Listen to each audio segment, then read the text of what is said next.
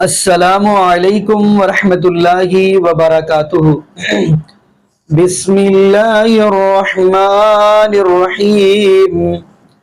جی ناظرین، آج کی جو ویڈیو ہے وہ بڑی اہم ہے۔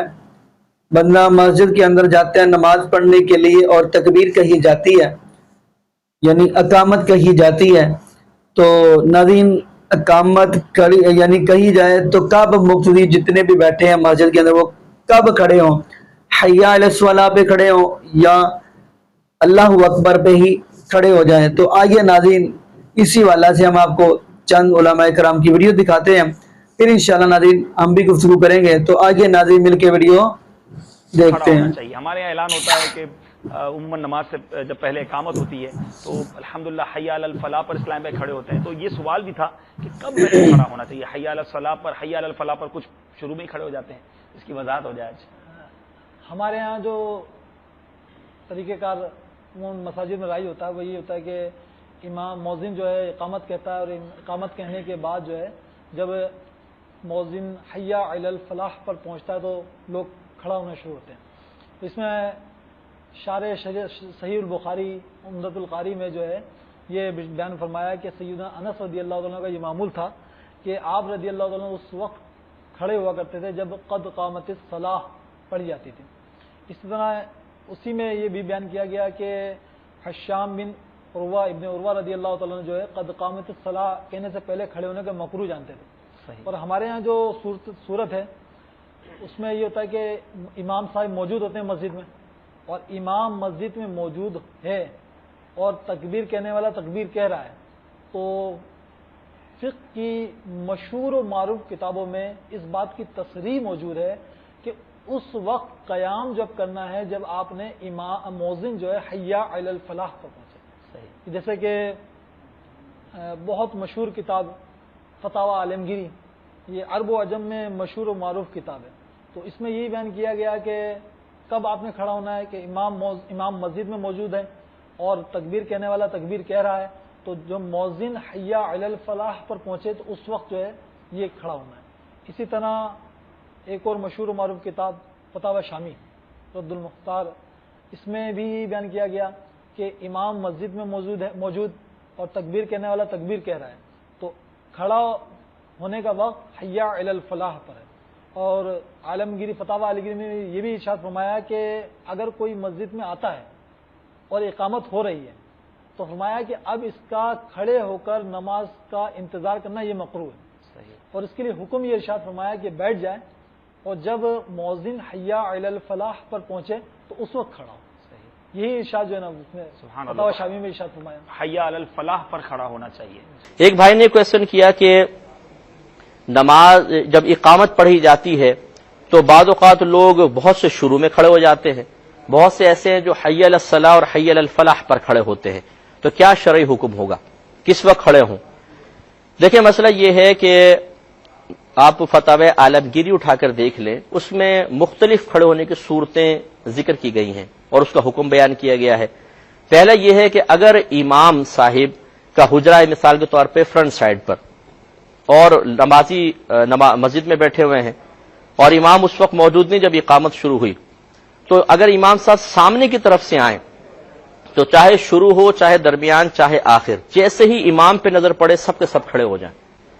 یہ ایک پہلا مسئلہ۔ دوسرا یہ کہ اگر امام صاحب پیچھے کی طرف سے آئیں، اقامت سٹارٹ ہے پیچھے کی طرف سے آئیں، تو حکم شرعی یہ ہے کہ جس صف سے گزرتے جائیں گے وہ صف کھڑی ہوتی جائے گی، چاہے شروع چل رہا ہو چاہے آخر چل رہا ہو۔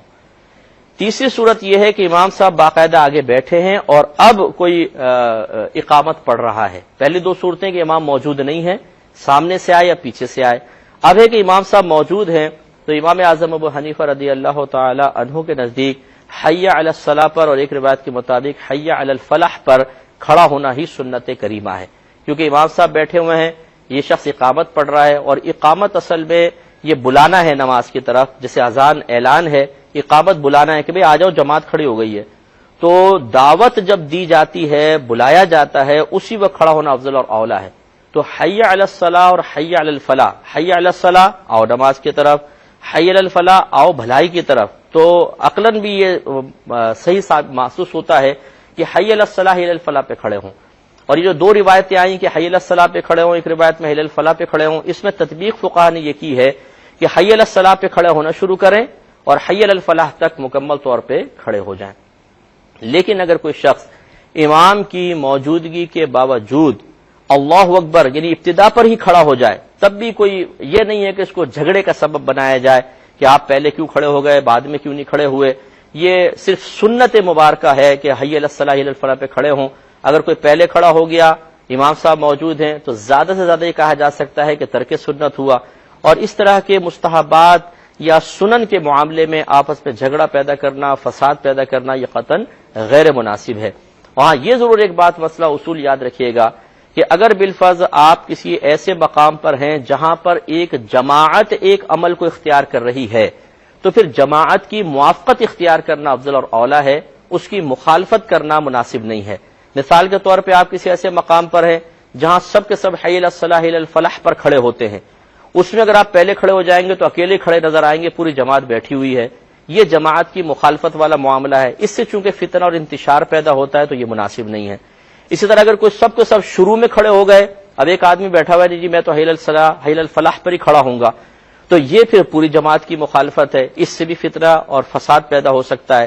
اس لیے ہمارا مشورہ یہ ہوگا کہ جب آپ کسی ایسی جگہ پر ہوں جہاں پوری جماعت ایک عمل کو اختیار کر رہی ہو، تو پھر مطلوب شرع یہی ہے کہ جماعت کی موافقت اختیار کی جائے، مخالفت اختیار نہ کی جائے۔ آپ نے پوچھا کہ میں ایک ایسی مسجد میں نماز پڑھتا ہوں جہاں لوگ اقامت شروع ہوتے ہی کھڑے ہو جاتے، اور جب میں حی علی الصلاح پر کھڑا ہوتا ہوں تو مجھے تیسری یا چوتھی صف میں جگہ ملتی، ایسی صورت مجھے پہلی صف میں جگہ نہیں ملتی، لہذا مجھے کیا کرنا چاہیے؟ محترم محمد انور صاحب، اس کا ایک طریقہ تو یہ ہے کہ آپ پہلی صف میں بیٹھ جایا کریں جا کر، تاکہ آپ کو پہلی صف میسر آ جائے۔ جہاں تک مسئلے کی نوعیت کا تعلق ہے، یہ مسئلہ بالکل درست ہے کہ جب امام اور عوام موجود ہوں مسجد میں اور نماز کے لیے اقامت کہی جائے، تو تمام کتب فقہ حنفی نے ہماری یہ مسئلہ لکھا ہوا، عالمگیری شامی اور دیگر تمام کتابوں میں، کہ جب امام قوم میں موجود ہو تو یہ تین قول ہیں کہ جب مؤذن اقامت کہے تو حی علی الصلاح یا حی علی الفلاح یا قد قامت الصلاح، ان تینوں میں سے کسی پر بھی کھڑے ہو جائیں تو حکم شرع کی گویا یہ ہے کہ اس کی تکمیل ہو جائے گی۔ اور پہلے سے کھڑے ہونے کو صاحب عالمگیری اور شامی نے مکروہ لکھا، اور آپ حیران ہوں گے کہ فقہ حنفی کی کسی ایک کتاب کا بھی حوالہ ہمیں نہیں ملتا کہ جس میں سے پہلے سے کھڑے ہونے کو فقہ نے جائز لکھا ہو۔ لہذا یہ ایک ایسا مسلمہ مسئلہ حنفیوں کا ہے کہ جس پہ سب کو عمل کرنا چاہیے۔ فرض نماز کی اقامت کے وقت مقتدی کو کب کھڑا ہونا چاہیے، یہ میں دساں گا تو تسی میرے مگر پہ جانا۔ تو بھائیو، اس میں دو موقف امت میں اس وقت چل رہے ہیں، ایک ہے اہل حدیث اور دیوبند کا موقف کہ وہ تکبیر کے ساتھ ہی کھڑے ہو جاتے ہیں، جیسے ہی وہ مکبر شروع کرتا ہے، بلکہ کئی تو پہلے ہی کھڑے ہوئے ہوتے ہیں۔ اور دوسری طرف ہے بریلوی اور اہل تشیع، وہ قد قامت الصلاح کے اوپر کھڑے ہوتے ہیں، حی علی الفلاح ختم ہوا، ساتھ ہی قد قامت الصلاح کے اوپر۔ قد قامت الصلاح بے شک نماز کھڑا ہوا چاہتی ہے، یہ کھڑی ہو چکی ہے، جسٹ یعنی کہ یہ آپ ماضی قریب کا ایسی ہے۔ تو بھائیو، اذان، اقامت اور اس سے ریلیٹڈ جو احکام و مسائل ہیں، اس پہ میں 2 گھنٹے کی گفتگو کر چکا ہوں مسئلہ نمبر 50 کے عنوان سے، جس میں نے اذان اور اقامت سے ریلیٹڈ کئی مسائل، اذان کے الفاظ کیا ہیں، اذان سے پہلے درود کا مسئلہ، اذان کی دعا، اکیری کا اقامت اور دوہری اقامت، اسی طریقے سے الصلاۃ خیر من النوم کے بارے میں جھوٹ بولا جاتا ہے کہ حضرت عمر نے شروع کروائی، ابو داؤد نسائی میں موجود ہے، آپ سے نے خود تعلیم فرمایا الصلاۃ خیر من النوم، جھوٹے ہو، کوڑ مار دو، ڈر جاؤ اللہ کو۔ اس طریقے سے جمعے کی دوسری اذان کا مسئلہ بخاری سے میں نے بیان کیا کہ جمعے کی دوسری اذان مسجد میں نہیں ہوتی تھی، یہ دوسری نہیں ایک ہی اذان ہوتی تھی، پیرلل میں بازار میں ہوتی تھی، صحیح بخاری میں موجود ہے۔ جو آج کل سپیکر سے معاملہ حل ہو جاتا ہے، اب دوسری اذان مسجد میں تو پہلے بھی نہ کبھی ہوئی ہے، نہ حضرت عثمان نے مسجد میں شروع کروائی، وہ بازار میں ہوتی تھی۔ اگر آپ نے 2 دینی ضرورت ہے بازار میں، مسجد میں ایک ہی ہوگی جس طرح اہل حدیث دیتے ہیں، اس معاملے میں ٹھیک ہے۔ یہ سارے مسئلے میں نے اس وقت بتائے تھے مسئلہ نمبر 50 اہل سنت پاک.com پہ، لیکن وہ جیسے ہی لیکچر ختم ہوا اس وقت قاسم بھائی مجھے یاد ہے، انہوں نے مجھے کھڑے ہو کے کہا وہ اقامت کا مسئلہ تو دسے ہی نہیں ہے، تو مجھے اس دن سے بہت زیادہ یعنی میرے دل میں قلق تھا کہ میں اس کو ریکارڈنگ میں لے آؤں۔ اس کے بعد کسی نے گالیاں نکالنی ہے، اختلاف کرنا ضرور کرے، اس کا حق ہے۔ تو انشاءاللہ آج یہ میں ایشو بھی کلیئر کروں گا. اللہ تعالیٰ سے جو ہے وہ میں اس کا شکر ادا کرتا ہوں کہ اس نے مجھے زندگی میں موقع دیا کہ یہ میں اتارنے جا رہا ہوں اقامت والے ایشو کے اوپر، تاکہ یہ مجھے جو گلٹ تھا اور قلق تھا یہ دور اس حوالے سے ہو جائے.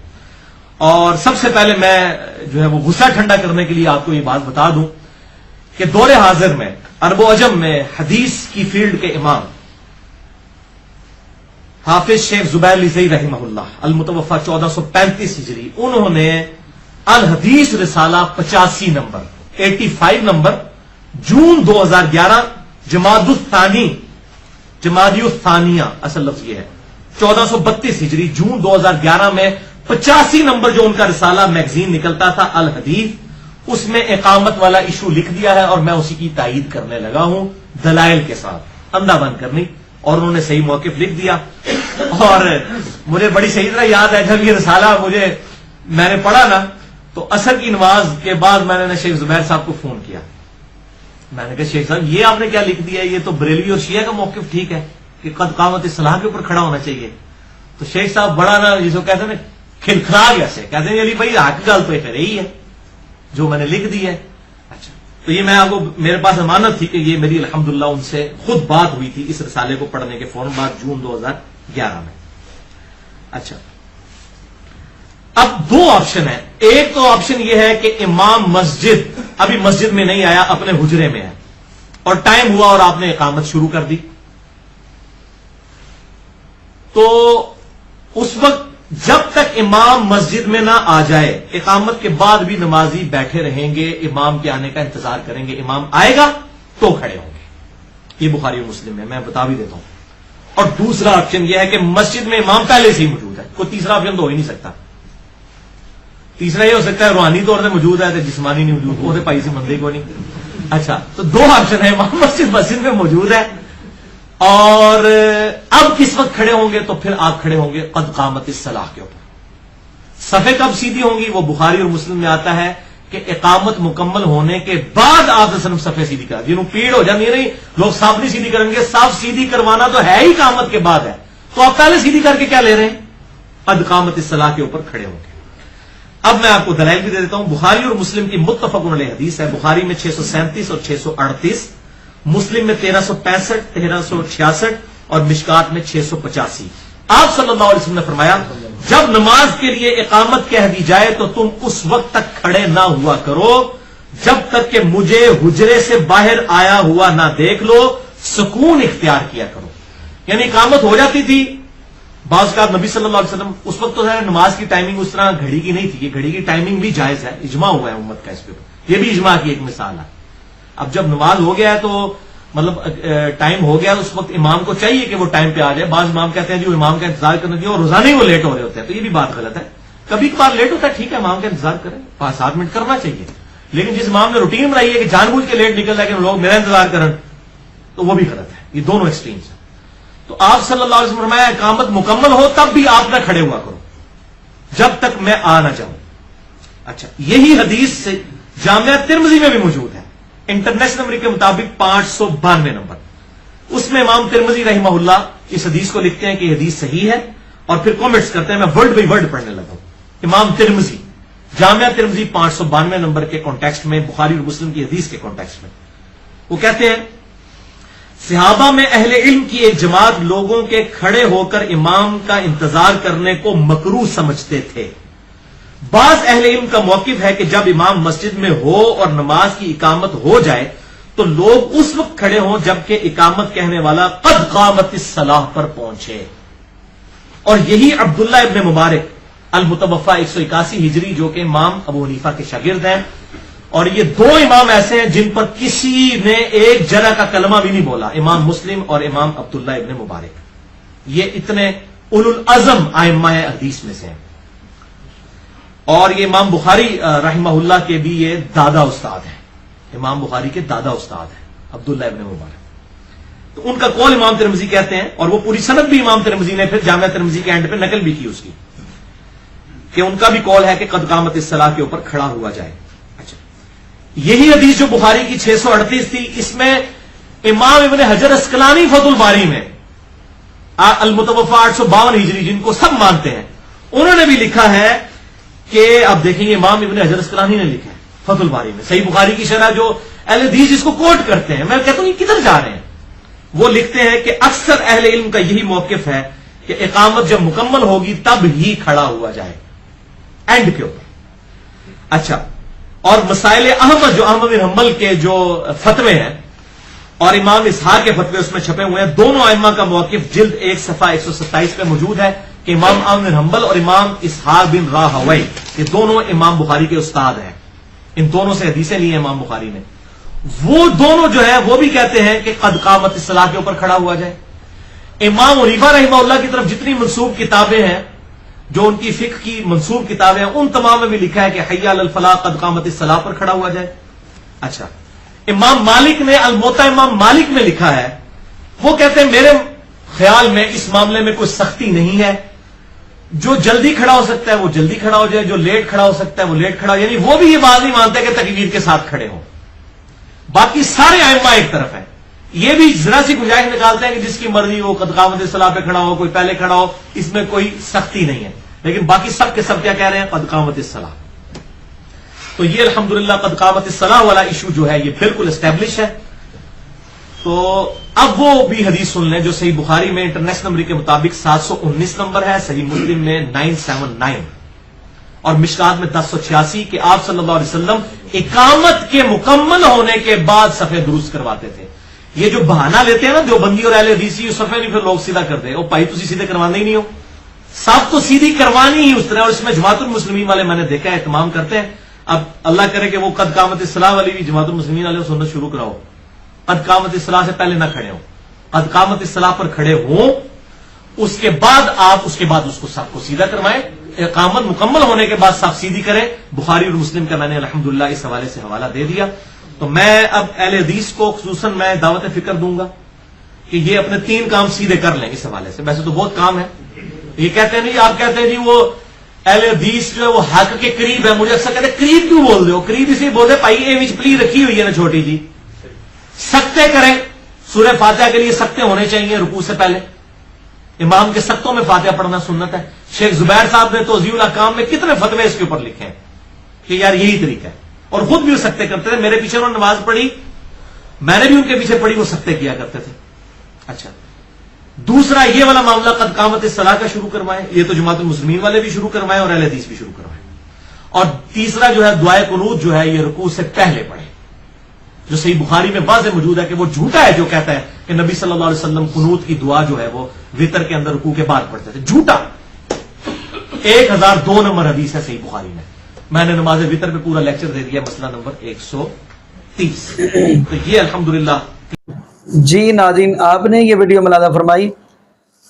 تو ناظرین اگر دیکھا جائے کچھ لوگ وہ حدیث بیان کرتے ہیں جی نبی پاک صلی اللہ علیہ وسلم کے کسی صحابی نے اقامت کہہ دی تو نبی پاک صلی اللہ علیہ وسلم آئے تو پھر واپس چلے گئے، تو یعنی خیر ناظرین یہ بیان کرتے ہیں، لیکن اگر یہ دیکھا جائے کہ نبی پاک صلی اللہ علیہ وسلم جب صفیں سیدھی کرتے تھے تو کب کرتے تھے؟